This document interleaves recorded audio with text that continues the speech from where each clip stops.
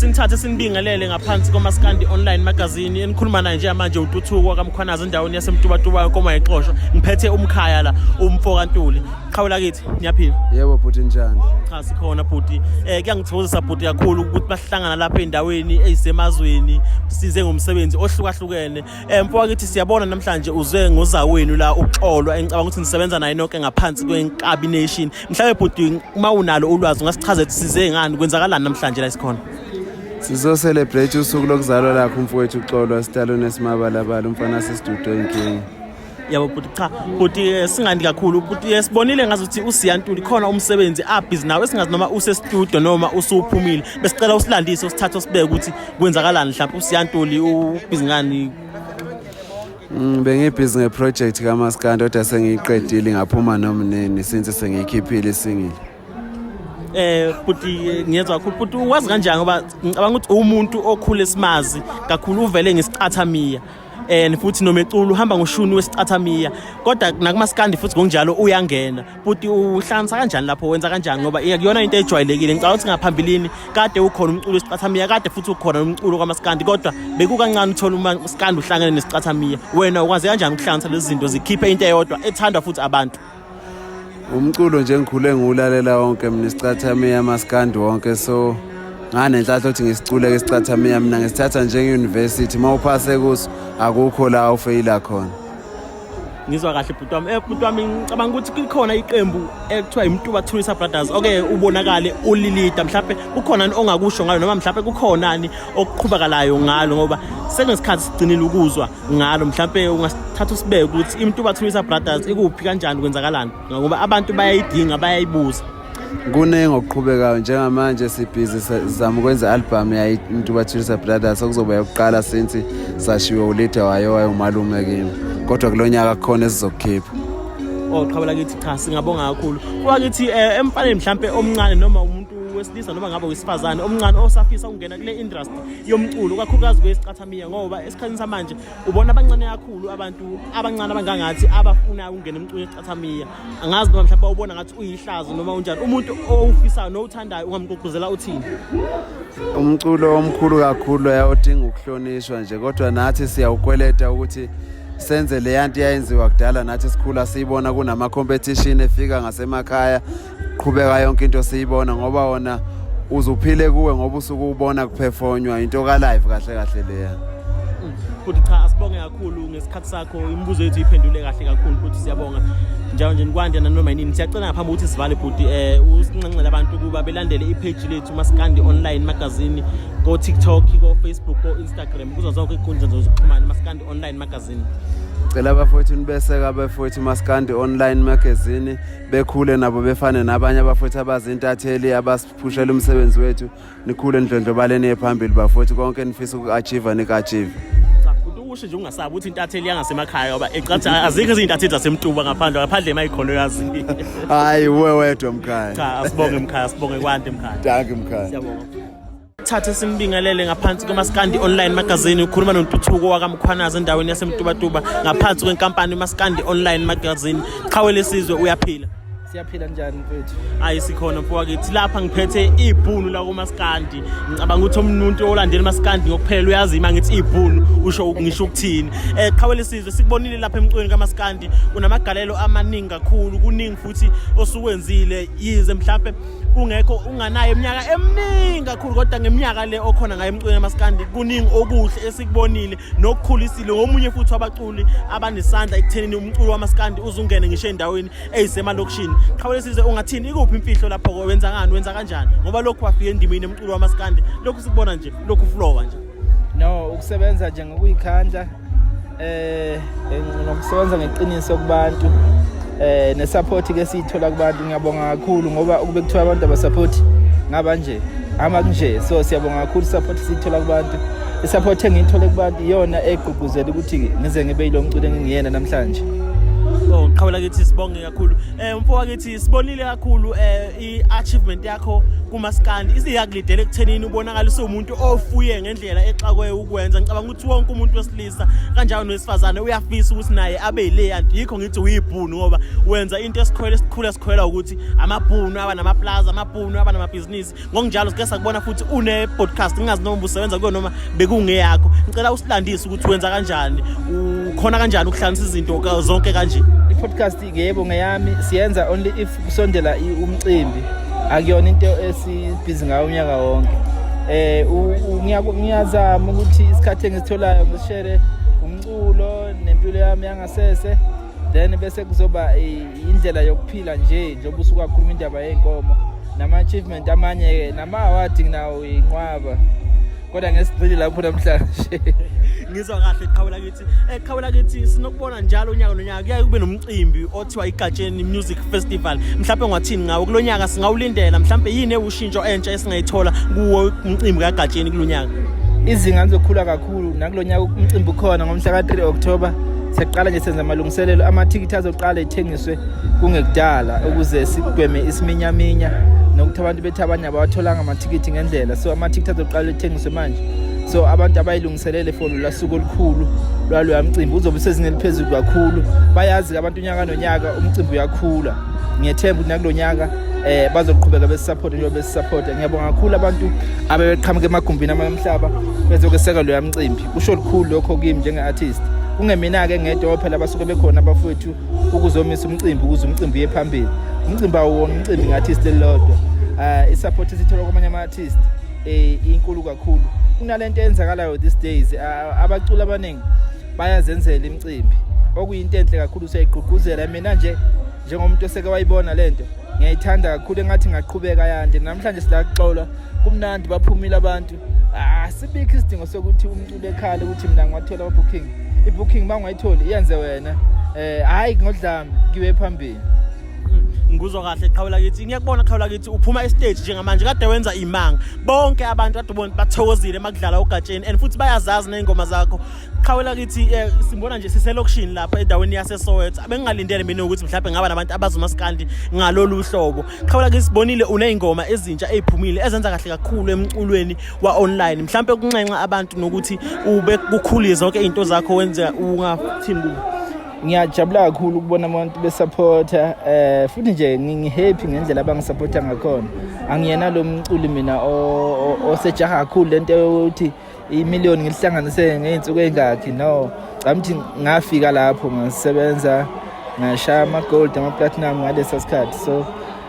angisho ukuthi kuyinto wrong kuyinto enhle fanele beyithokozele ukuthi abafethu uku-achieve kodwa nje ingoma yami abantu mabeyithanda mina ngiyijabulele lokho umculo wami mina awusuku uye phezulu uhamba nje ngendlela ekahle yikho ingoma yami ihita ngisakwazi ukucula ingoma zango 2019 estage ngiyicule abantu bejabule ngazi ukuthi iphume kuwo lo nyaka so into yami ayisuke phezulu kakhulu suka nje ngendlela ekahle ihambe ngendlela ekahle ngiyabonga kakhulu support engithola kubantu ngiyithanda ingalendlela eyiyo siyabonga kakhulu qhawela kithi ngaphambi kokuthi sivale qhawela besicela usinqenqela abantu abelandela ama page ethu laphana ko Facebook, Instagram, YouTube bese nje Maskandi Online Magazine. Ngiyanicela abantu bakithi thenga ama data akho ngoba ngeke uzukwenze ngaphandle kwama data. Bese ulandela ngendlela efanele siyabonga. Siyabonga kakhulu qhawela sithi ngesikhabe sakho kwande isikhathi sakho kwande njalo futhi. Thank you. Sikubingelele qhawela sizwe ukhuluma noNtuthuko mfowamkhwanazi phansi emtuba ngaphansi kwenkampani uMaskandi Online Magazine mfowethu besicela futhi ukuthi ubingelele abalaleli nababukeli bale interview esinawo njengamanje ngibingelela bonke abantu ababukele njengamanje lo bingelelayo uduma kahle uma phathe efika iphathasi umfana waseFryhead eNgoje eMpumazi Sigodi but iMaskandi Online Magazine ngiyacabanga isenhlahleni njengamanje ukuthola ithuba lengqayizivele yokukhuluma neciko elifana nawe but siyakwazi kuMaskandi kakhulu unegama ekuthenini uyaziwa kakhulu ngepeni nephepha nangengoma ezimnandi accommodate wonke umuntu ayikhethile hlobo lomuntu ukuthi hayi mina ngiyona ijourney yami Maskandi mina kuphi nakuphi but ikuphi imfihlo yakho cela usithathe usibeke usitshele ukuthi wenza ngani mfowethu ngoba siyayibona yakhulu Ngingathi nje futhi imfihlo yami isiphiwo mfowethu angeke ngisho ukuthi imfihlo yami ithini ngathi isiphiwo ngoba nami ongikwenzayo ungaphewa amandla ami nabanye bayafisa ukuthi bengakwenza okulingana nokwami kodwa akwenze kulingana so ngisho ukuthi imfihlo isiphiwo. Mfowethu ngibonga kakhulu ukuthi impendulo yakho. Futhi omdala ngicela futhi usithathe nje futhi usibeke ekuthenini futhi umculi noma umuntu osemncane osafisa ukuqala indima kaMaskandi ungam-advisor ngokuthini mhlawumbe ukuze akhule aphumelele abe njengawe ngoba ubuka umuntu ophumelele ngezwi nje lakho nesiginqi sakho esihle kakhulu osidlalayo akekho ngazi. No ngathi kumuntu osafisa ukuba umculi lo ngumculi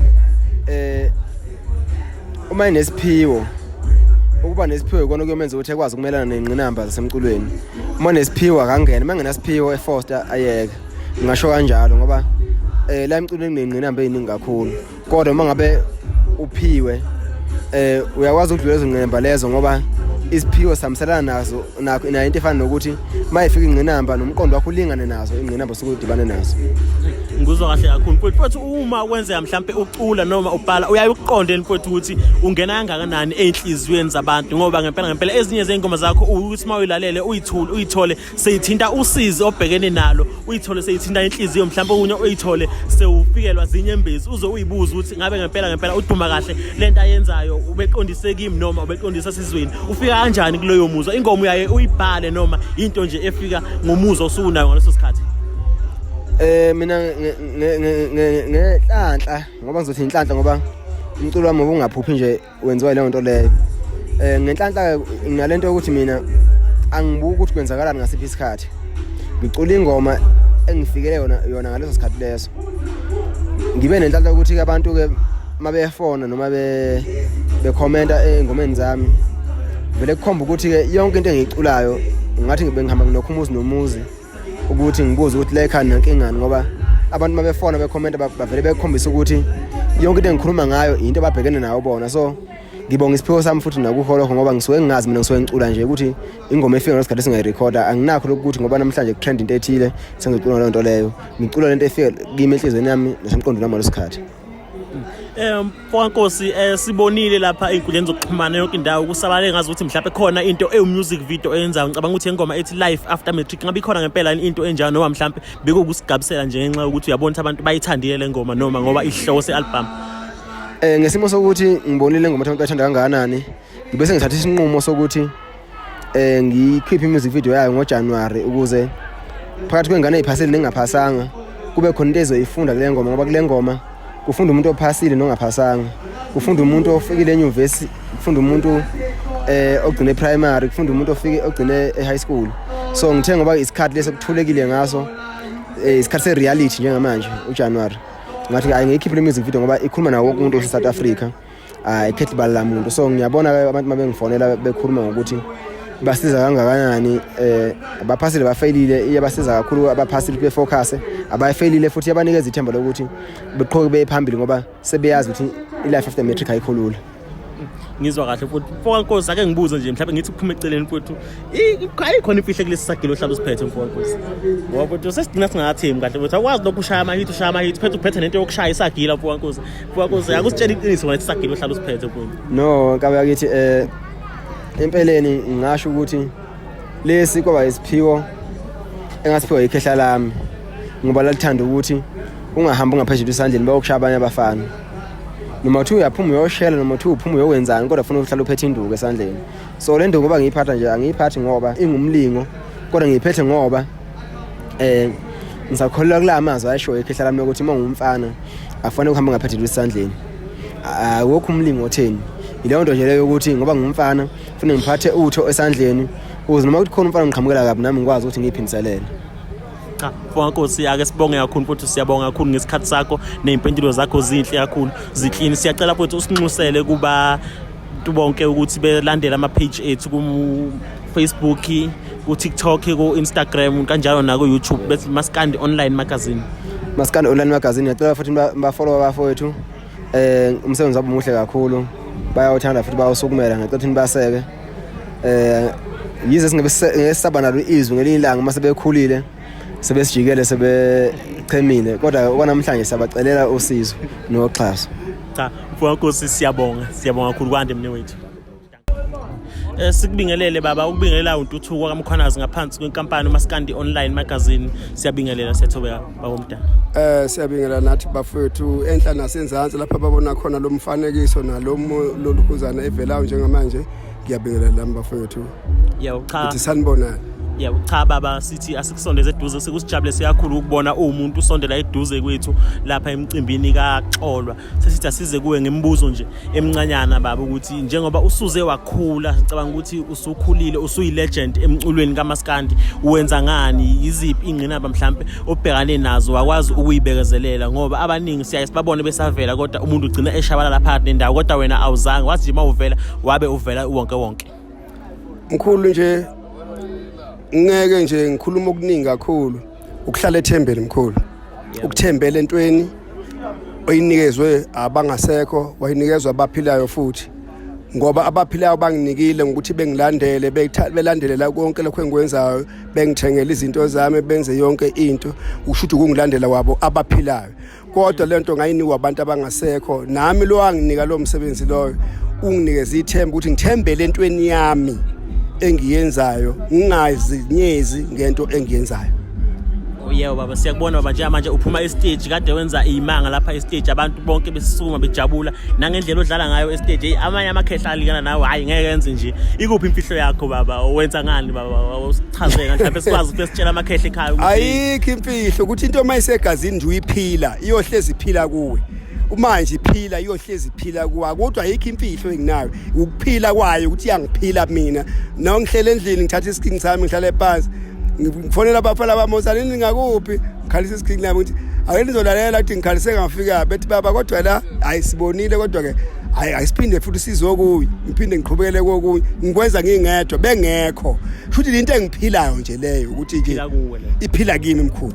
Yebo baba, khona indaba esike sayibona zasijabulisa ngayo yonke indlela. Khona into engathi ithinta ushwi nomuntu ekhala esiyibonile einsukwini nje, ngabe ikhona ngempela into enjalo? Ngoba njengamanje sibona engazuthi seziningi izinto mhlawumbe ezigcina zingamanga singakwazi ukuyiqinisa nongekhona khona. Ngasijabulisa ukuthi sizwe kuwe ngqo ukuthi kukhona ngempela okukanjalo okungahle sikulindele noma okungahle kusondele.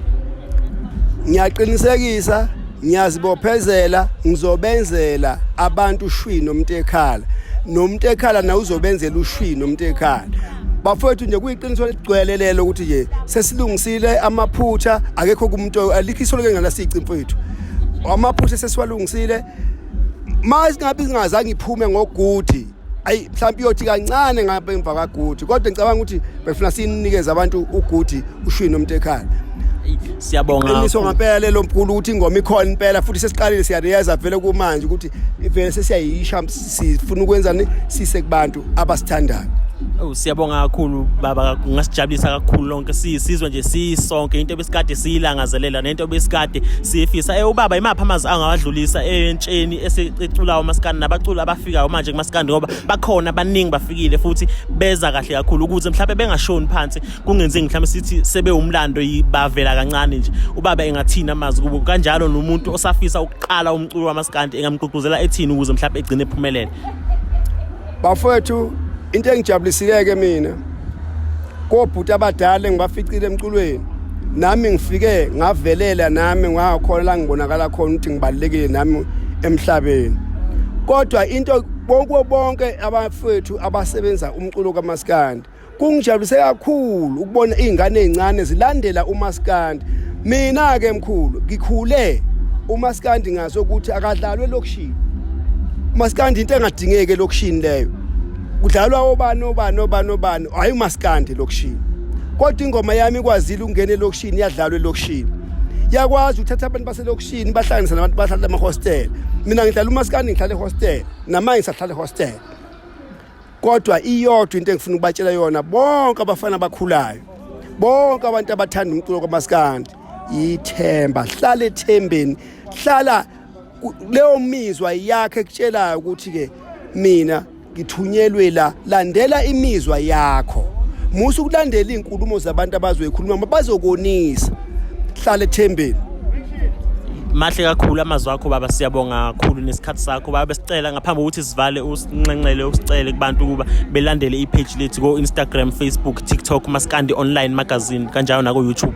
bafowethu noma ngakwazi ukukhuluma isilungu kodwa bafowethu ngicela nibalandeleni bonke abafowethu njengoba nje kumanje ngiyacabanga ukuthi page nani niyabona futhi le TV futhi niyayibona iTV bani lena esikhuluma ngayo njengamanje bafowethu ngicela nibalandeleni ningaba nenkinga nabo bokuze nabo bekhule bondla abantu ababo kungagcine egcineni sebeyeka lento engabe iyabaphilisa gcine beyojoyina ezinye izinto ezirong lento abayenza bazama ukuziphilisa nabo siyacela ke makhehla ukuthi nibalandele untombazana ingane ungakanani balandeleni bafowethu kusasa nabo bekwazi ukufaka isinkwa etafuleni ngiyabonga siyabonga kakhulu babakwande Osinithatha sinibingelelayo untuthuko kaMkhwanazi ngaphansi kwenkampani uMaskandi Online Magazine lapha ngiphethe insizwa esizakhele kakhulu igama emculweni nje ngingeke ngize ngigcile ekuthenini imuphi umculo kodwa nje emculweni siyayazi ama-genre ahlukahlukene kodwa unigxile kakhulu kwi-gospel futhi omdala sawubona uthi omdala ngiyaphila ngibingelele bonke abalaleli be-TV yethu sanibonani bafethu nginibingelele kama uJimbo mnandi uba kuhlelo lwethu futhi siwuMaskandi Online Magazine sithema sikubona sajabula kakhulu ngoba siyafisa ukuthi sibube nemibuzo esikubuza yona esikholwayo futhi ukuthi siyithola impendulo ngendlela okuyiyona yona futhi omdala sike sikubone usebenza nabaculi bakaMaskandi ithini leyo uyenza kanjani leyo ngoba umculo kaMaskandi kudume ukuthi umculo mhlambe wamahlakandlebo iqhwanqhwange mhlambe iqhwaga kanjalo kodwa wena uyi-gospel uyakwazi ukuthi uzosebenza nabaculi bakaMaskandi ithini leyo nto kuwe uyenza kanjani into enjalo kuyithuba elihle kakhulu ukusebenzisana nabafowethu boMaskandi sifuna nokuveza ukuthi umculo uqanyiswa ithalente emntwini kodwa bese kuthi imvelaphi yakhe iyona le esuka isondeza uJumbo ebantwini abantu abaningi abamaskandi bazalwa abazali abakholwayo bazalwa emndenini ekholwayo so beside ukuthi baziwa ngoMaskandi lo Maskandi abawuculayo akusiwona lo ucula abantu abangakholwa abangazani naThixo abangazani naJesu so ukusondela kwami eduze kwabo ngicabanga ukuthi kuba sicaca kube sobala kakhulu kubantu abalandela umculo wonke ukuthi awukho umculo nesici umculo ophelele ukuthi ungaletha imessage edingakala ngaleso sikhathi nangokuhlukana kwabantu ngibona uJumbo as a gospel artist esanoMaskandi ngicabanga ukuthi uNkulunkulu ubanikeze ithuba lokuthi yonke into eyayisici ngabo ivele ilungiseke ngoba ukukholwa kwabo uyobabona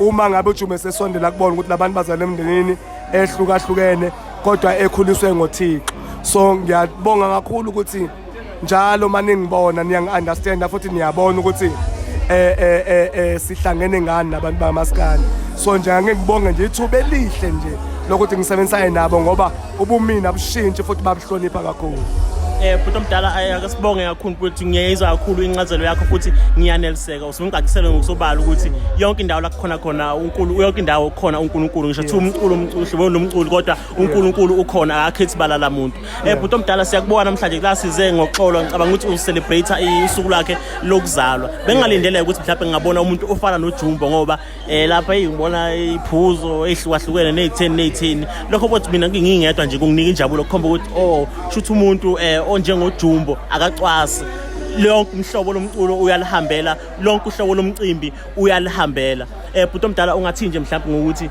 abantu bazokujaja hawu sibona uJumbo mhlawumbe endaweni yotshwala endaweni yakuphi uJumbo olona owaziwa ngegospel umculo okwaziwa ukuthi hey lo mculo wabantu abakholiwe abangena bathola noma yikuphi ungathi ngaleyo nto futhi mhlawumbe nje mfowethu uNkulunkulu usinikeze ithuba elihle kakhulu ukuthi sizoveza yena kwi-generation yethu so ngicabanga ukuthi engqondweni yakho so uyabona ukuthi uNkulunkulu akukho la isaba ukungena khona futhi akukho la incipha khona uma kwenzeka lile kwangena omdumisayo waziwa ngegama lakhe uhlale uNkulunkulu ngazo zonke isikhathi so ukungena kwami la kule ndawo ngizo representa yena uNkulunkulu ongahlulwa lutho ngoba ngeke ukuthi indaba yotshwala le kube ukuthi yamhlula yena imnciphisa amandla cha imnciphisa amandla bazobona abantu abakhona la bazojabula futhi bazobusiseka okusho ukuthi umsebenzi kaNkulunkulu awuphathise mina uzokwenzeka noma kuthiwa yiphi location akehlulwa lutho uJesu so njengoba ngila sizo celebrate umfowethu ke uxola so kumele ke sikwazi ukubona iblessing nangale kwezinto ezibukwa abantu izibukeka ngathi uJesu akasondeli kuzona so mina ngizoletha uJesu ongahlulwa lutho uJesu ongena yonke indawo abemkhulu noma kuyiphi situation Bhuti omdala ngicela ukubuza bhuti omdala umuntu mhlawumbe osemncane osesemakhaya obukela kuJumbo ofisayo ukuthi ngelinye ilanga mhlawumbe afane noJumbo ocula naye igospel mhlawumbe ungam-advise uthini ukuze mhlawumbe akhule abe sephezulu njengawe besezingeni aziwe abantu athandwe abantu. Ingathi nje mfethu akashaya into yakhe avala amadlebe lokwakhoyelwa kukona kwenzisisa kakhulu angalindela ukuthi kogxekwa abantu abenza into esimila lento ayenzayo aqiniseke kakhulu kunakuqala ukuthi lento ayifunayo uzoba yiyona bese akholwe-ke nenhlonipha iqhakambise kakhulu ngoba uJumo ngicabanga ukuthi uzona nto aqame ngazo kakhulu kubantu. Cha bhuti omdala ake sibonge ukuthi impendulo zakho zinhle kakhulu siyabonga siyagculiseka siyathemba nabantu esiyobanikeza lezi impendulo zakho nabo bayojabula njengoba nathi zisijabulisa. Cha bhuti ngaphambi kokuthi sivale siyacela usinxusele kubantu kuba belandele ipage lethu besubscribe la kumele besubscribe khona ko YouTube ko Instagram ko Facebook ko TikTok bethi Maskandi Online Magazine ukuze nathi sikwazi ukukhula ngoba singabantu abasazamayo abafisayo nathi ukuba phezulu ngayo yonke indlela. Samla sanibingelele kamla ngacheska kamla ngoJumbo la sikwi channel Maskandi Online la khona siqhakambisa khona amathalente wabantu nala khona sikulethela khona indaba ezishisayo sikulethela konke okuthinta ama-artists nazo zonke izinto ezinhle ezinohlonze ezibonakala emphakathini. So okwakho sicela kona subscribe usilike usilandele usikhuthaze ubese uyasupport usikhulekele thina njenge online sizokwazi basiyaqhubeka sikunikeza esikwazi ukukunikeza kona ozokuthokozela nawe emakhaya. God bless you. Siyabonga bhuti omdala kwande bhuti omdala. Ngiyabonga bhuti omdala. Ngibonga mina. Sinithathe sinibingelele ngaphansi kwenkampani uMaskandi Online Magazine namhlanje siphethe insizwa esizakhele igama kakhulu emculweni nje uwonke ngiphethe umfokanene bhuti omdala sawubona. Shabu kunjani? Siyaphila bhuti bhuti sajabula ukukubona ngayo yonke indlela. Mfokanene bhuti sicela futhi usithathe usibeke bhuti usicazele bhuti ukuthi kungani kuwona wonke umculo wakhetha ukuthi usondelane kakhulu nemculo kaMaskandi yize wena ungaculi uMaskandi bhuti ngoba sinokubona endaweni eningi abaculi osondelana nabo kakhulu abaculi bakaMaskandi kungani wakhetha bona? Ngicabanga ukuthi umehluko ngoMaskandi ukuthi ngakhula ngawo nje ekhaya sikhula into ebeyidlala kakhulu bekuMaskandi sicathamya nombhaqanga so iyo into eyahlala enhlizweni yami kuqala yabo so nanoma ke ngenza lo mculo engiwenzayo omunye kodwa uphumi ke wona kimi ngoba into engikhule ngayo. Yebo bhuti siyeza kakhulu bhuti siyabonga. Bhuti sicela ukuthi usithathe usibeke ekuthenini bhuti umuntu osemncane nosafikayo emculweni mhlambe ongawona okaMaskandi mhlambe kungamlekelela ngokuthini ukuthi asondelane nabanye abaculi bamanye ama-genre noma yena engenzi leyo genre kodwa asondelane nawo wonke amanye ama-genre ngoba siyakubona wena uyakwenza kodwa kubuya ngathi futhi kuyakusebenzela ngayo yonke indlela. Angeke ngam-advise umuntu mhlambe lokho. Ngicabanga ukuthi ma uyi-artist wenza into ekusebenzelayo kakhulu yabo ngoba kokunye kunokwenzeka ukuthi ngikuthathe ngithi yenza lokhu ebese mhlawumbe uthola ukuthi akuhambelani mhlawumbe nendlela ofisa ukuphusha umsebenzi wakho ngayo. Into ebalulekile ezi-artist uku-understanda wena noku-understand umsebenzi owenzayo lokho yiko kuzokhona ukukulead ukuthi yini right yini wrong kuzokhona ukukukhombisa ukuthi yini ekumele uyenze yini ekumele ungayenzi ngoku-understanda nanoku-understand into oyenzayo yabo. So ukuba seduze mhlawumbe kwama-genre amaningi ngakusebenzela kungeke kwakusebenzela yabo. Into ebalulekile uku-understanda wena uyi-artist into ekusebenzelayo nengakusebenzeli. Yebo bhuti ngizwa kahle ngiyabonga. Bhuti sizwile ethu namhlanje la size ngoxolwa uxolwa esimazi ngawe ngicabanga ukuthi usebenza futhi ngaphansi kwekhampani yakho mhlawumbe ubhuti omdala yini asithembisa wona namhlanje njengoba eze emcimbini wengane yakhe sinithatha ukuthi ingane yakhe uxolwa ngoba uphuma ngaphansi kwakho konke akwenzayo awukho okukhulunywa ngaye engathintwa uBig Zulu. Usuku lakhe namhlanje usuku lakhe lokuzalwa so ngikhona nje ngizosupporta yena.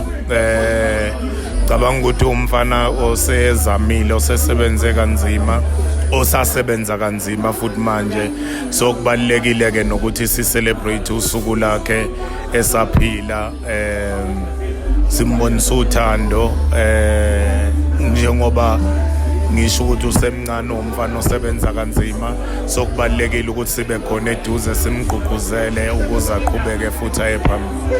Oye but ngaphambi kokuba sivale sibonga kakhulu imibuzo yakho but imibuzo yethu uyiphendule ngendlela enhle kakhulu but siyacela but usinxusele kubantu bonke abasibukelayo nabakhona ukufinyelela kithi ukuthi be subscribe ama page ethu lapha ku Facebook, ku YouTube, ku Instagram, ngonjalo na ku TikTok, Maskandi Online Magazine. Siyacela nje usinxusele abantu kakhulu ukuthi njengoba nathi singabantu abasakhulayo abasafisa futhi ukukhula ngayo yonke indlela. Siyacela ke bafowethu, siyacela njengoba ubhuti eseshilo, siyacela ukuthi ni support konke okwenzakalayo kwenzakala ngothando lwenu ngoba nabo njengoba benza lo msebenzi abawenzayo bawenza ngenxa yokuthi bafisa ukuthi bakhule, so ukukhula kwabo kuzoba sezandleni zenu ukuthi nikhona ukubanceda, nikhona ukusubscribe niba follow nibakhombisa uthando, ngaleyo ndlela leyo bazogcina befikile la baya khona. Siyacela ke nibambisane nabo, siyabonga. Cha futhi ake sibonge kakhulu, ake sivale nje ukuthi sithi ayizondi inkabi. Sinithathe sinibingelele ngaphansi kwenkampani Maskandi Online Magazine. Cha lapha siphethe insizwa umfoka shows esizakhele kakhulu udumo ngezinto nje zesintu ezinhle lapha ku TikTok. Ngicabanga ukuthi abantu abaningi bayazi kakhulu umfoka shows uyaphila. Hayi ngabendala ngiyacela kuwe. Cha mfowethu asibonge ukuthi kuwe impilo mfowethu, siyajabula ukuba nawe lapha namhlanje ngaphansi kwenkampani Maskandi Online Magazine. Siyacela mfowethu usithathe mfowethu usibeke ekutheni isuka lento yakho mfowethu ngoba sibona wenza okuhle kodwa lapha ku TikTok kakhulu mfowethu, usilandisa ngezinto ezenzeka emakhaya. Mhlawumbe uyazi yena ukuthi ukhulume ngemvalelo kanjalo nobumnandi. Omunye umuntu ongazi ngomvalelo uzafisa ukuthi mhlawumbe naye ayibone ekuleyo nto ethi umvalelo, umfoka bani edlala, umfoka bani sasemdlalweni othile nomfoka bani mfowethu, isuka lento yakho mfowethu. Yini wenza ucabanga into enjalo ukuthi abantu bengayithanda uyilethe phambi kwabantu? Kube into engiyithande kakhulu ngikhula nje, kakhulukazi ingoma bekuyinto ebengiyithanda nje kakhulu ngaphekwa yonke into eyenziwayo emhlabeni. Mhlambe ngasho ukuthi eyisport ngoba iyona nto ehlanganisa umphakathi, so ingoma into engayithanda kakhulu. Thema ngabe ngikhula ngibona ukuthi ezinye izinto ziyashintsha izikhathi mangabe iqhubeka, ngase ngibona kungcono ukuthi no mhlambe kongayazi noma kezwe ngaya ake ngimxoxele ngimnikeze isithombe, ngimakhele isithombe emqondweni ukuthi lento bikathi inhle kangakanani eqaleni. Into eziningi nje ngeke ngithi nje mina ngibukele kakhulu emakhaya konke engikwenzayo. Cha mfowethu ngikuzwa kahle kakhulu mfowethu. Athina amazwi ongawadlulisa mfowethu emfaneni nje mhlawumbe osemncane ofisayo mhlawumbe noma oseyibuka ngathi lento engoma aba kakhulu ngoba nje manje umqondo osingenile wasemalokishini kakhulu siyayisibona ngathi ukuthi iyangiphoxa lento engoma, kanti futhi wena sikubonile usuhambe indawo nezinkulu namanje ngicabanga ukuthi la ukhona nawe khona ukuzuzile ngengoma namanje ngubula uze ngayo ingoma mfowethu. Ungathini kumfana nje omncane osakhula oyobona ngathi ucwasekile mayidlala ingoma ushameni? Ngathi nje kumuntu mhlawumbe umfana omncane osakhula ekhaya ukukholelwa kakhulu kuwena nasentweni oyithandayo, noma ngabe omunye umuntu engakhuluma kanjani ngento esuka isenhlizweni yakho, uma ngabe uyithanda uphile kuyona ukholelwe kuyona, iyona yokusiza ikakhulukazi uyilekelele ngenhlonipho ngoba zonke izinto uma zizenza siyayisibeka kakhulu inhlonipho phambili ngoba iyona evula iminyango. Inhlonipho nje mina engathi nje egengene encane lencane ayibambelele kuyona bese yenza izinto ngokuzethemba ngaso sonke isikhathi. Mfowethu nguzwa kahle khona insizwa hamba nayo le yentshebe lena hayi nokuba ndlala kakhulu ngangayibona eduze kwakho. Kade belashe manje sebengene ngaphakathi. Osho ukuthi khona isiphathele khona namhlanje njengamanje futhi umdala. Cha mfowethu umdala ayikho ekuthini kuyoxoxa ngeyithombe ukuthi nama video mfowethu. Lona lolunyawo lolumfowethu lolongibizele lona njengamanje. Cha mfowethu ake sibonge mfowethu, singathi nje Maskandi Online Magazine usinxusene nabantu ukuthi mhlawumbe besilandele lapha ku Facebook, TikTok, Instagram kanjalo na ku YouTube mfowethu. Cha Nkosi yami ngiyathokoza kakhulu, nami ngiyanifisela ukukhula okuhle. Khathi sokuqala mhlawumbe ngithola iTube elifana naleli, ngiyabonga kakhulu, ngiyanifisela ukuthi likhulu iphage leli. Uma ngabe seniphosta niphinde ningitheke ngiyayicelela. Ayikabi ngesihle nje kuphela ngomoya wesonto. Hayi futhi ayibambe ikhona. Amen. Amen.